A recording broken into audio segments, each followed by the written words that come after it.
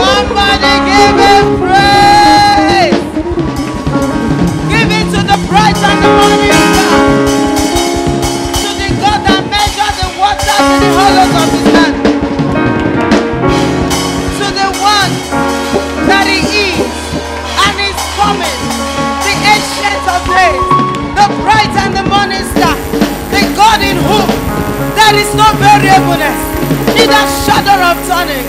Afobaton fobaje, afobaton fobatu, obaton gbadobale oba, the God of the whole universe, Commander-in-Chief of the host of the army of heaven, the God that reigns and rules. He reigns and rules in the affairs of men. Dependable God, reliable God, Almighty God, my beautifier, my moisturizer, my perfumer, my aroma, the God that everybody worship, and he worships no man, the God that is God by himself, the God that is God by himself. We stand in honor of you. We exalt you. Thank you for the gift of Jesus. You are too beautiful. Beautiful beyond descriptions. Too marvelous for words. Far beyond what anybody can think. You are too good. You are too great. Greatly to be praised. Dependable. Reliable. Faithful. Awesome. Awesome God. Mighty God.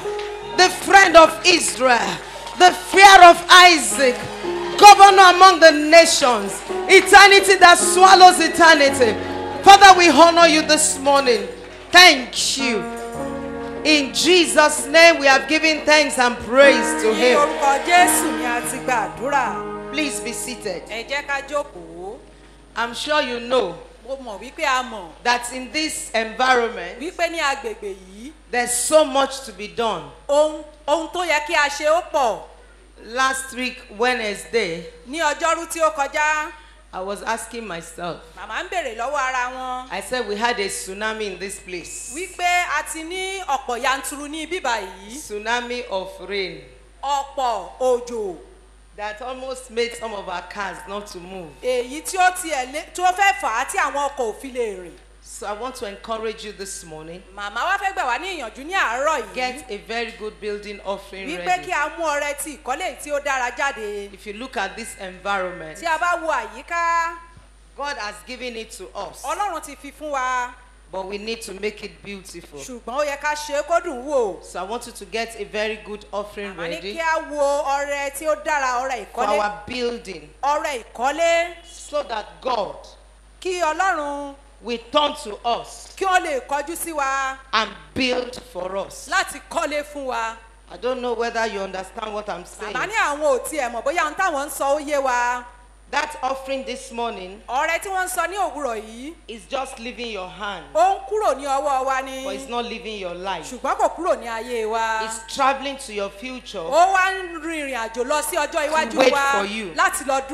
If all of us consistently will just make a decision that towards the building of offering, that every meeting at least 2,000 will come out of my hand. Maximum. Just towards the building offering. Towards the building. We are going to go a little bit further than what we are seeing now. So I want to encourage you. Building for God, we are all going to enjoy it. So some of us drove home on Wednesday conveniently. But some, their cars has to be parked here. Because they have experienced a tsunami. So please, whatever we can do, let us do it. God does not owe any man. Ọlọ́run kì í jẹ ẹnìkan ní I can gbèsè. tell you over and over again Màmá làwọn lè sọ àwọn tún lè tún sọ that fún God wa is not a debtor. wípé Ọlọ́run kì í ṣe He onígbèsè comes back to you as you give to him. nítorí pé ó padà wá sí ọ̀dọ̀ wa So bá as ti the fi ushers kú. are going round, Bí àwọn aṣọ́nà ṣe ń lọ let's drop kákàkiri, our building offering. ẹ jẹ́ ká fi ọrẹ ìkọ́lé wa sílẹ̀. Make sure you drop it. Ẹ jọ̀wọ́ ẹ jẹ́ ká rí i dájú pa Make fi sure you sílẹ̀. drop your building Ẹ offering. jẹ́ ká rí i dájú pa fi sílẹ̀. Are you getting me? Ṣé ohun tí màmá ń sọ ń yé wa? So that God Kí Ọlọ́run will look at you kó lè wò wá, and turn to you. kó lè kọjú sí wa. I want us to quickly go into, as we drop our offering, let's do it on Bá a time. ṣe ń fi ọrẹ yìí sílẹ̀ ní kánmọ́. Let's do it with honor. Màmá ní kí a ṣe é pé ká fi ọlá fún If you un. give it, the house will be built. Tí a bá fi sílẹ̀, a ó kọ́ ilé náà. If you don't give it, it's still going to be Tí built. a ò bá fi sílẹ̀, a ó kọ́ pẹ̀lú. How many of us agree with me? Àwa mélòó la gbàgbọ́ pẹ̀lú màmá? If you don't do it, somebody else will do Tí it. a ò bá ṣe é, ẹlòmíràn á ṣe But é. it will not be nice. Ṣùgbọ́n kò ní dára. It will not be fair. Kò ní dára. That you will look at what God is doing here, Wípé a wá wo ohun tí Ọlọ́run ń ṣe ní and you will not say àyíká. my sweat is also A there. ò wá ní rí òógùn tèmi níbẹ̀. It's important, no matter how small. Ó ṣe pàtàkì bó ti wù kó kéré Recently, I mọ́. was somewhere I was ministering, Màmá ní láìpẹ́ àwọn wà níbì kan tí àwọn ń and ṣiṣẹ́ I ìránṣẹ́. said, if another Bible is going to be written, Màmá wá sọ wípé tí a bá fẹ́ kọ ìwé mímọ́ a lot ìmíràn. of people are the people that led their lives in the Bible days. Ọ̀pọ̀lọpọ̀ àwọn tí ó fi ayé wọn sílẹ̀ ní ìgbà tí a kọ Bíbélì. Those who led their lives, who were living their lives, Àwọn tí ó ń gbé ayé wọn. they never knew there's going to be a Bible. Wọn ò mọ̀ wípé ìwé mímọ́ kan yóò wà. They don't know that there's a book that we're going to be reading. Wọn ò mọ̀ wípé ìwé kan yóò wà tí a ó máa I will be kà. meditating over it. Tí a ó máa kà ṣe And àṣàrò nínú generations rẹ̀. and the generations that are not born, Tí ìrandíran tí a ò tí ì bí. they will receive strength from that Tí life, wọ́n á those wá lives. gba okun nínú ọ̀rọ̀ yìí. They never knew. Wọn ò mọ̀. It was a normal life they were living. Wọ́n ń gbé ìgbé ayé wọn ni. Anna, normal life. Anna ó ń gbé ìgbé Ruth, ayé rẹ̀. normal life. Ruth ó ń gbé ìgbé ayé rẹ̀. Elijah, normal life. Elijah náà bákan Elisha, náà. normal life. Elisha bákan náà. Elizabeth, normal life. Elizabeth bákan náà. Zacharias, normal life. Bákan náà ni gbogbo wọn ń gbé ìgbé ayé wọn. They were living a normal life. Wọ́n ń gbé ìgbé ayé wọn bá They ti did not gbé. know Wọn ò mọ̀. that the events of their lives Wípé gbogbo ohun tí wọ́n ń ṣe are going yìí. to be compiled in the book of life. Wípé a ó kọ sínú ìwé That ìyè. others will read and get blessed. Wípé àwọn mìíràn yóò kà So á I wọ́n wá di sat alábùkún down. fún. I sat Màmá down làwọn wá jókòó. and I began to think. Àwọn wá ṣe àṣàrò. And I told myself, Àwọn wá ń sọ fún if ara wọn. another Bible is going to be Wípé written, tí a bá máa kọ ìwé mìíràn. if I'm going to read, they're going to write another Bible. Tí a bá fẹ́ kọ ìwé mímọ́ What are ìmíràn. they going to say about Kí me? la ó sọ nípa tèmi? Are you thinking with me at all? Màmá ní ṣé à ń rò ó báwọn ṣe I'm ń rò ó. sure. I'm sure Ó dá wọn lójú. you agree. Ẹ̀dẹ̀ gbàgbọ́. When the angel apprehended Mary, Wípé ní ìgbà tí áńgẹ́lì yọjú sí and told her, Mary tó sọ fún un. Hail Mary, Wípé Mary full of mọ́ grace, tó kún fún orí the Lord is ọ̀fẹ́. with you. Ọlọ́run wà pẹ̀lú You are rẹ̀. blessed amongst women. Alábùkún fún ní láàrin Your àwọn womb is going to obìnrin. carry a gift. Inú rẹ̀ yóò gbé ọmọ. If she has said, Tí ó bá ti sọ pé rárá o. I don't need it, Èmi ò fẹ́. she never knew. Kó o mọ̀. When she embraced God, Wípé òun ti gba Ọlọ́run ní when she àlejò. embraced Nígbà God, tí ó gba Ọlọ́run. she never knew Kó o mọ̀. that today Wípé lónìí. people will be worshiping her. Àwọn ènìyàn wọn ò máa bu ọlá fún un. Are you still getting what I'm Ṣé saying? ohun tí màmá ń sọ So tó you yé will wa? go to ask yourself. Ó yọ yẹ ká béèrè lọ́wọ́ ara wa. I told myself Màmá also làwọn béèrè lọ́wọ́ ara that wọn if I náà. represent a dust, Wípé tí àwọn bá wá jẹ́ on this aṣojú earth, ní orílẹ̀ ayé yìí. they must read about me. A gbọ́dọ̀ kà nípa tèmi. Do you know that the Bible is not complete Ṣá mọ̀ wípé ìwé mímọ́ ò pé. without the book of Nahum? Ní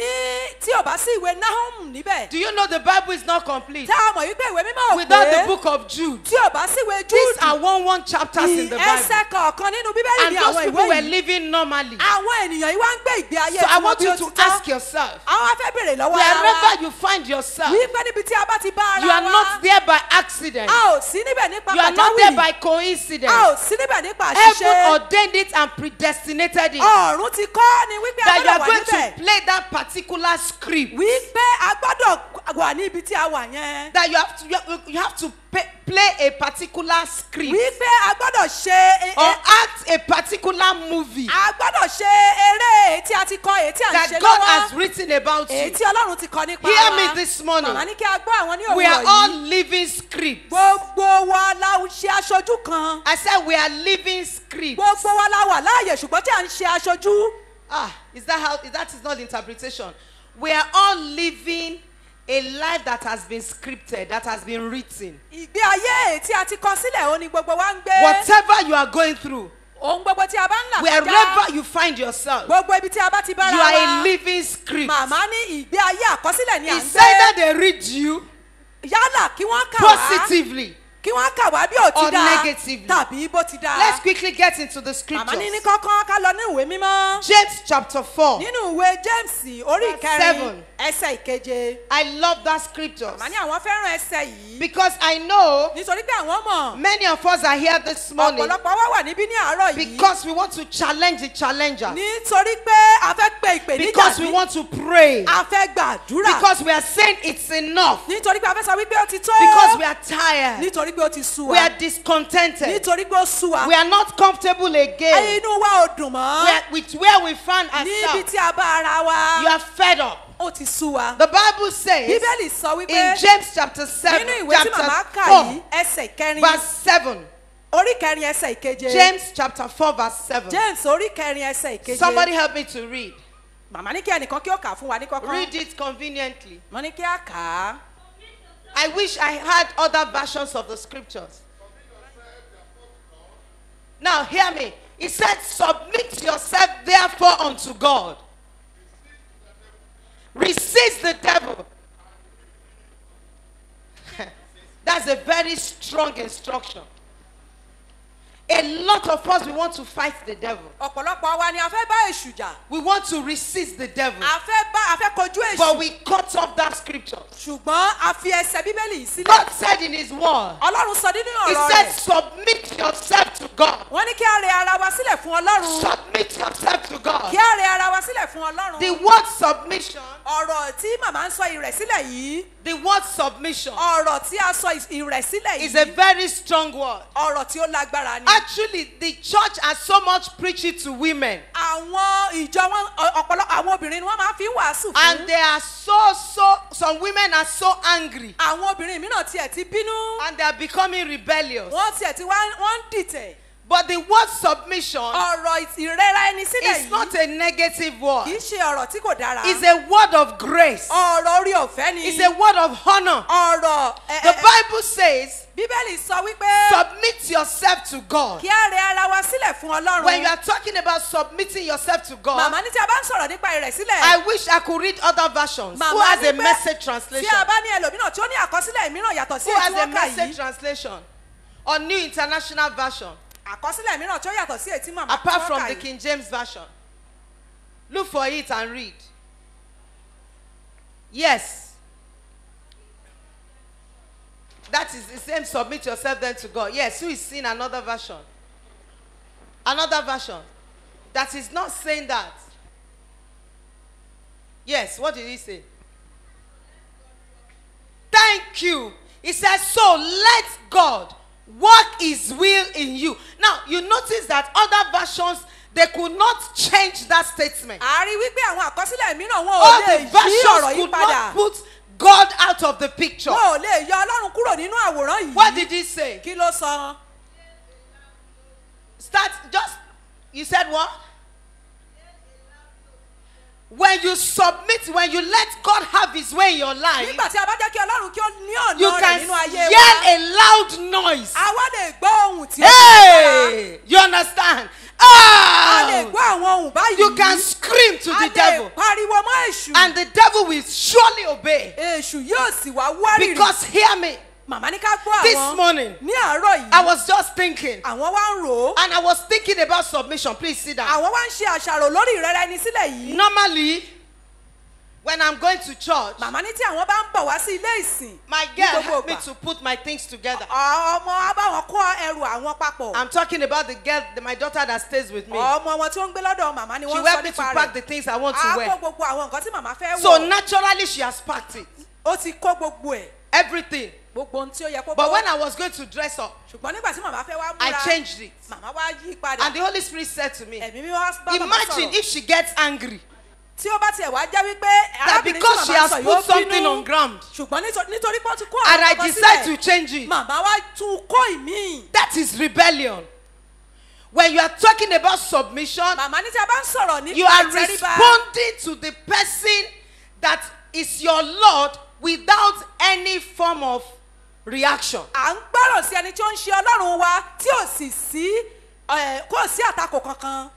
Just as a natural person. Màmá ní bí ènìyàn lásán. Let me take it to relationship. Màmá ní kí àwọn wá mú lọ sí ti The Bible says ìbáṣepọ̀. submit yourself to God. Bíbélì sọ wípé kí a ti A lot kárí ara of wa us bá are sí going through Ọlọ́run. storms in our lives, Ọ̀pọ̀lọpọ̀ wa là ń la ìjì in kọjá our nínú ayé wa, homes, nínú ilé in wa, our relationship, nínú ìbáṣepọ̀ even wa, in the raising of our children, nínú bí a ṣe ń tọ́ àwọn ọmọ wa pàápàá. because we don't understand Nítorí pé kò yé wa that the only way wípé ọ̀nà kan life will respond to us tí ọ̀run yóò fi gbọ́ tiwa naturally ní is when we submit to God. ní bí a bá ṣe tẹríba fún Ọlọ́run. A lot of us are hearing me this morning. Ọ̀pọ̀lọpọ̀ wa là ń gbọ́ màmá ní àárọ̀ yìí. Recently, I was talking to a particular couple. Màmá ní àìpẹ́ àwọn ń bá àwọn ọkọ àti ìyàwó kan They sọ̀rọ̀. were looking for the fruit of the womb. Wọ́n ń wá oyún. Maybe they are here with this morning, I don't know. Àwọn ò tilẹ̀ mọ̀ bóyá wọ́n wà nínú ilé ní They àárọ̀ were yìí. looking for children. Ọmọ ni wọ́n ń wá. Are you listening to me? Màmá ní ṣe à ń gbọ́ The àwọn. man will not touch his wife in 2 months. Ọkọ kò ní fi ọwọ́ kan ìyàwó ní oṣù méjì. The husband will beat the wife. Ọkọ á na ìyàwó. And they are looking for children. Wọ́n dẹ̀ ń wá ọmọ. Even if as a man you go to a prostitute, you pay the prostitute to have her. Màmá ní pé ọkùnrin tí ó bá tilẹ̀ bá àwọn olówó nàbì lọ, wọ́n ní wàá san I owó. didn't say that. I said even if you go to a Tí prostitute, ó bá tilẹ̀ lọ sí ọ̀dọ̀ àwọn olówó you nàbì, pay a prostitute to have her. wàá sanwó fún ẹni yìí kó tó di wípé Am I ó ní making a àjọṣepọ̀ sense? fún. Màmá ní ṣé ohun tí àwọn ń sọ ṣó You yé don't wa. jump on a prostitute and say, oh yeah, without cover. Màmá ní kò ṣe pé o kàn lè fò lọ sí orí olówó nàbì yìí kó sọ wípé ó yá. I know some men are visited. I won't let you raise up your hand. Màmá ní àwọn ọmọ yìí pé àwọn ọkùnrin ò faramọ́ èyí tí àwọn ń sọ yìí. I know some people have visited them. Wọ́n ní pé àwọn kan tiẹ̀ ti lọ ibi tí But àwọn I ń won't sọ tell you yìí. to raise up your hand. Àwọn ò ní sọ wípé kí a na ọwọ́ But wa. common sense tells you Màmá ní ọgbọ́n that orí you sọ fún cannot go wa to a prostitute. wípé a ò lè lọ sí ọ̀dọ̀ àwọn Without olówó an nàbì exchange. láì ṣe wípé a fi nǹkan Now, gbà you are kan. talking about your wife, Àwa ń sọ nípa ìyàwó. the mother of your children supposedly, Ìyá ọmọ. and you will want to have her. O dẹ̀ fẹ́ bá And ní you are nǹkan beating kan. her. O dẹ̀ ń nà án. Now, is that the fault of the prophet not for you to have children? Màmá ní ṣé ti ẹ̀bí wá wà ní ọwọ́ ìránṣẹ́ Ọlọ́run kí wọ́n má lè ní ọmọ bí. So if you are here, Màmá ní tí a bá wà níbí. you are not submitting to God. Tí o rẹ ara rẹ sílẹ̀ fún Ọlọ́run. You cannot receive from him. O lè gbà lọ́wọ́ rẹ̀. You cannot bind the devil. O lè lé èṣù. He says submit yourself to God. Bíbélì ní kí a rẹ ara wa sílẹ̀ fún Let Ọlọ́run. God have his way in your life. Kí á jẹ́ kí Ọlọ́run kí ó Then ní the ọ̀nà rẹ̀ devil nínú will be ayé so wa. little. Èṣù àwa The kéré. devil is small. Èṣù àwa kéré. You are here this morning Màmá ní a now. wà níbí ní You òwúrọ̀ have turned yìí. God to a sugar daddy. Màmá ní You will pray. You have turned God to a sugar daddy. a ti wá sọ Ọlọ́run di bàbá aláyé wa. You will come and pray. Oh. A wá gbàdúrà. As you live outside Bá a there, ṣe bọ́ síta. the next thing is a bottle of Gulda. Ohun tí a lọ mú ni ìgò ọtí kan. You sit on the Gulda table. Àwa jókòó lórí tábìlì. How can God help you? Báwo ni Ọlọ́run ṣe lè ràn wá lọ́wọ́? You are hearing me now. À ń gbọ́ màmá ní àárọ̀ yìí. Your mouth Ẹnu wa can kill this Ibadan city. ó lè pa gbogbo Ìbàdàn yìí. The things you say from your mouth. Àwọn tí à ń sọ jáde ní ẹnu You wa. have prayed and prayed. A ti gbàdúrà. Prophet has bind the spirit of death. Bàbá ti lé ẹ̀mí ikú And títí. suddenly Lójijì. say, this problem will kill you, because I won't say it to myself. Àwa ń sọ yìí pé ṣé ìṣe wàhálà yìí ni ó máa pa òun báyìí. Thank you. This problem will kill you. Wàhálà yìí ṣé ìṣe òun ni ó pa After you have òun. been in church for 3-4 hours Nígbà tí ènìyàn ti wà nínú ilé to ìjọsìn pray yìí. and to intercede, Wákàtí mẹ́ta mẹ́rin and láti suddenly gbàdúrà. everything you have used your life to build Ohun gbogbo tí a ti wá in the kọ́ place of prayers, ní ibi àdúrà. in 1 minute, Ní ìṣẹ́jú kan. you scatter it with Àwa your fẹnu mouth. dàrú. So what will prophet do? Màmá ní kí ni wòlíì fẹ́ Can God listen? Can you say it 3 times after me? Màmá ní kí a sọ ní ẹ̀mẹ́ta tẹ̀lé àwọn. What I can do, Ohun tí mo lè ṣe. God cannot do. Ọlọ́run ò ní ṣe. What God will do, Ohun tí Ọlọ́run yóò ṣe. I cannot do. Èmi ò lè ṣe. Say it 3 times. Màmá ní kí a sọ lẹ́ẹ̀mẹ́ta. what I can do, Ohun tí mo lè ṣe. God cannot do. Ọlọ́run ò ní ṣe. What God can Ohun do, tí Ọlọ́run lè I ṣe. cannot do. Èmi ò ní ṣe. what I can do, Ohun tí mo lè ṣe. God cannot Ọlọ́run do. ò ní ṣe. What God will do, Ohun tí Ọlọ́run yóò I ṣe. cannot Èmi do. ò lè ṣe. What I can do, Ohun tí mo lè ṣe. God cannot Ọlọ́run do. ò lè ṣe. What I will do, Ohun tí mo lè God ṣe. cannot Ọlọ́run ò do. ní ṣe. Shout Màmá ní hallelujah. kí a ké hallelujah. Whatever you can do, God cannot do. ohun tí a bá lè ṣe ọlọ́run ò ní God ṣe. owns your mouth. ọlọ́run ló ní ẹnu wa. Are you hearing me? ṣá ń gbọ́ màmá. I told us màmá làwọn sọ fún wa. that anytime I look at the scriptures, ní gbogbo ìgbà tí àwọn bá wo inú I ìwé used to mímọ́. ask myself, àwọn bá máa ń bèrè if lọ́wọ́ ara another wọn. Bible is going to be wípé written, tí ìwé mímọ́ mìíràn tí a bá máa one kọ́ woman obìnrin kan in 2 Kings chapter 4 verse ní 8, ìwé ọba I'm kejì. talking about submitting yourself to màmá God làwọn ń sọ̀rọ̀ nípa rírí so ara wọn that sílẹ̀ it will fún be ọlọ́run. easy for you to cast out demons kí ó lè rọrùn fún wa láti lé To gbogbo àwọn resist ẹ̀mí the àìmọ́ devil kí a lè lé in your èṣù life, nínú ayé in wa your health, nínú ilé in wa your home, nínú ilé wa in your destiny. nínú ìṣẹ̀dá wa. She lost her only son. ó fẹ́ràn ọmọ rẹ̀ kan ṣoṣo She ni. lost her only ó sọ son. ọmọ rẹ̀ kan The ṣoṣo only nù. son she had in old days. ọmọ kan ṣoṣo tó ní ní ọjọ́ ogbó 2 Kings 4:8. nínú ìwé She ọba was a kejì. great woman in Shunem. màmá ní obìnrin She had everything, obìnrin tí a mọ̀ ní nínú but she didn't Ṣúnámù have a child. ṣùgbọ́n kò ní ọmọ. Because in the University of Problems, there are no professors. nítorí ní ilé ìwé wàhálà kò sí She professor has níbẹ̀. so much money. màmá ní ó ní owó Everybody lọ́pọ̀lọpọ̀. looks around her to envy her. gbogbo àwọn ènìyàn But yẹn there's yíká this ni wọ́n boy. máa ń jowó rẹ̀ She ṣùgbọ́n kò was sí mọ́. looking to God. ṣùgbọ́n wojú There's ọlọ́run. no one here that is not looking to God for kò something. sí ẹnìkan tí kò wojú ọlọ́run Somebody fún said, I'm nǹkan. fine. èèyàn sọ wípé mo It's dára not true. kì í ṣe If your òtítọ́. life is good, it can be better. màmá ní tí ayé wa bá dára ó If tún your lè dára life is sí better, i. it can be the best. tí ó bá dára ó tún If lè your life is the lógo. best, it can be excellent. tí ó bá wá dára If your tó ó life lè is excellent, lógo. it can be glorious. màmá ní tí ó If bá your life is glorious, you can move from one level of glory to tí ó bá another. wá lógo àwa lè rìn láti inú ògo kan bọ́ sí inú So ògo I don't kejì. know who is stagnant and you are comfortable where you are. màmá ní àwọn ọmọ ẹni tó jẹ́ pé ibi tí ó wà ní So ó ti in tẹ́ that lọ́rùn woman's life, nínú ayé obìnrin she was yìí trusting God ó wojú for a ọlọ́run breakthrough. ó wojú ọlọ́run fún And suddenly, àlùyọ lójijì She just opened her life ó kàn ṣí ayé rẹ̀ to ní this prophet of God. fún wòlíì She had ọlọ́run an encounter with the prophet. ó ní ìbápàdé As pẹ̀lú all of us wòlíì are having encounters with the bí gbogbo prophet. wa ṣe ní ìbápàdé pẹ̀lú wòlíì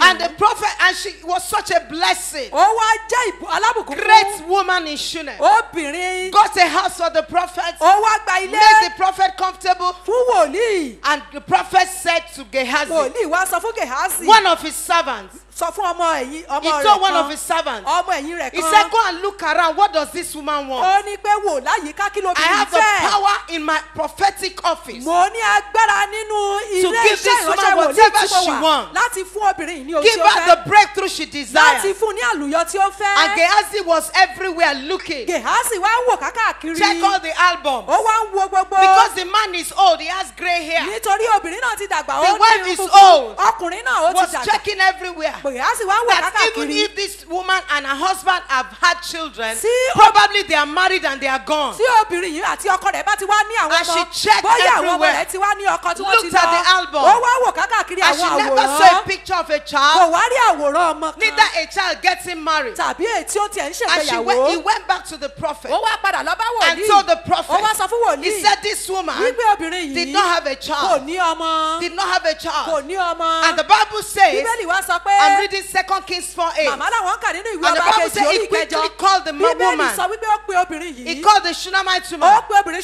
I said, ṣúná "Come." ó ní wá This woman had common sense. obìnrin yìí ó wá ní She had ọpọlọ decorum. ó ní She ọpọlọ had positive attitude. ó ní ìwà ìrẹ̀lẹ̀ tí ó Though she dára was the one that built a house for the man of òun God, ni ó kọ́ ilé fún wòlíì check your Bible very màmá well. ní kí á wo inú ìwé She mímọ́ stood at dáradára the entrance of the door. ó dúró lẹ́nu ọ̀nà She did not jump on him kò sáré wọlé and say, we've made him now. wípé àwa láti Is it not my house? ṣèbáwí èmi mo nílé rárá No. o She had common sense. ó ní ọpọlọ And the Bible says, Bíbélì wá as sọ she pé stood at the entrance of bó the ṣe door, dúró ní ẹnu ọ̀nà she asked, ó béèrè what do you want? kí lẹ fẹ́ The woman said, excuse me, sir. obìnrin náà wá sọ wípé wòlíì I don't want anything. pẹ̀lú ohun rẹ̀lẹ̀ wípé èmi ò fẹ́ I've been nǹkan kan fine. mo I've taken wà to my cross. mo wà dáadáa mo ti gbé àgbélébù tèmi I'm okay. mo ti dára báyìí The prophet said, do you want connection? He said, I'm connected. wòlíì sọ wípé àṣẹ ẹ fẹ́ ìbásopọ̀ ni obìnrin náà wá sọ wípé mo ti ní ìbásopọ̀ And suddenly, lójijì the prophet just remembered wòlíì wá rántí that Gehazi said she has no child. wípé Gèhásì sọ wípé kò ní And the ọmọ prophet said, wòlíì sọ pé according to the time of life, gẹ́gẹ́ bí àsìkò ọjọ́ you will embrace a son. wàá gbé ọmọ ọkùnrin Your amen is weak. You can embrace whatever you want to embrace. Màmá ní a lè gbá ohun gbogbo tí a fẹ́ gbá mú báyìí. Are you ready to embrace your Màmá ní ṣe a desire? ṣetán láti gbá mú. He said, Ó sọ wípé according to the time of life, gẹ́gẹ́ bí you àsìkò will embrace a wákàtí son. wà á gbé ọmọkùnrin. And Àmín. before she knew it, Kí ó wá tó mọ̀. she told the prophet, Ó sọ fún wòlíì. Daddy, don't worry. Rárá ẹ má ṣe I've yọnu. done good to a lot of people. Mo ti ṣe ohun tó dára sí I've helped a ọ̀pọ̀lọpọ̀ lot ènìyàn. of people. Mo ti ràn ọ̀pọ̀lọpọ̀ And lọ́wọ́. by the time I finish helping them, Ṣùgbọ́n nígbà tí mo bá I'm parí. used to helping men of God. Ó ti rọ̀ mí lọ́rùn láti máa But ran àwọn as soon òjíṣẹ́ as I lọ́wọ́. finish, Ṣùgbọ́n tí n bá ti ṣe tán. They keep prophesying. Wọ́n máa ń sọ And the àsọtẹ́lẹ̀ prophet yìí. said, you have not met the real prophet. Bàbá wòlíì wá sọ wípé Prophet ẹ ò tí ì bá Evangelist wòlíì is pàdé. here. Wòlíì You have not met tí ẹ̀ original. àdúgbò wọ́n wà nílé. Hey! Hey!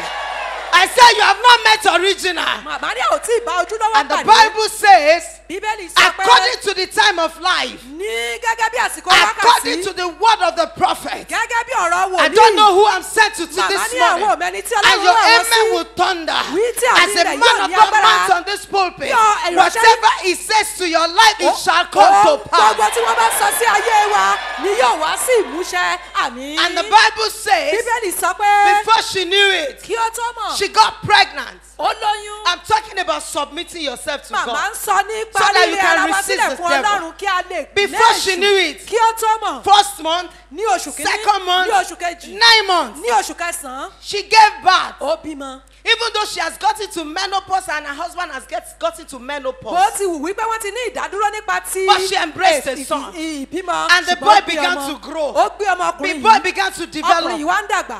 Are you listening to Ṣé me? à ń fetí sílẹ̀ sí And he ohun would tí go màmá out sọ? with the neighbors. Àwa jáde. Go out with the father. Àwa jáde pẹ̀lú It was bàbá. a joy. Màmá ní ayọ̀ ni. It was Ó exciting ìdùnnú ni. to have what you have been waiting Láti for ní ohun tí a ti ń retí. all the days of your Ní life gbogbo ọjọ́ ayé coming wa. to you. Padà bọ̀ wá The sí wa. joy is not explainable. Ayọ̀ yìí ò ṣe é sọ. Let me tell you Màmá ní something. kí àwọn sọ nǹkan fún wa. Anytime I go to the US, Nígbà tí àwọn bá jáde lọ I sí have ìlú a ọba. daughter that I stay in her house. Wọ́n ní ìránṣẹ́bìnrin kan tí wọ́n máa ń dé She sí was ọ̀dọ̀ wọn. 40 last year before.